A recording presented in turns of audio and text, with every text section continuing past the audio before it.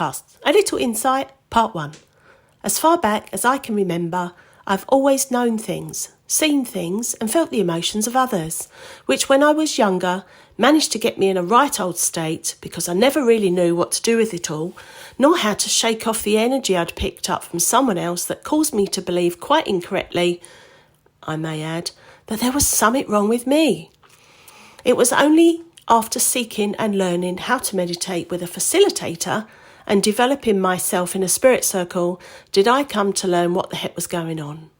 I uncovered and discovered that I'm highly sensitive, attuned to practically everything, such as other people's emotions, helping me to distinguish between truth and lie, geopathic stress, super sharp hearing, and understanding the difference between what I see and what I'm shown, and what I hear and when spirits speak.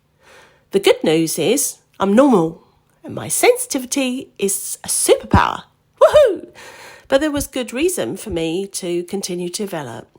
You see, Dad and I have always been really close and in tune with each other.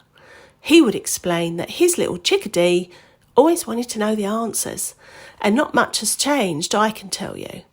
But I felt it so terribly important to ensure I was strong enough when the time came to hand him back to Source after all he'd given to me.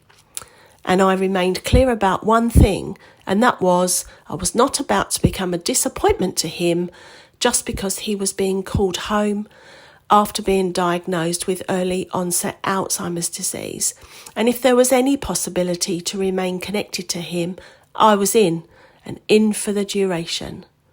I've always been a curious child, and a year before he transitioned, I stepped further along the path to develop myself, promising him to share our story and tell it all, further enable me to raise my vibrational energy and connect to beyond what I term as beyond the violet mist.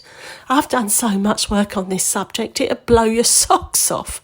However, I do rarely talk about spirit unless others bring it to the table, to be fair, carefully not to frighten anyone because they might not be ready or, like most, are closed off. In truth, I think people need to have their own experience, which is rarely understood at the time it happens and can leave you wondering if you're raving bonkers. The good news is you're not. Enjoy the rest of this Insight podcast in part 2.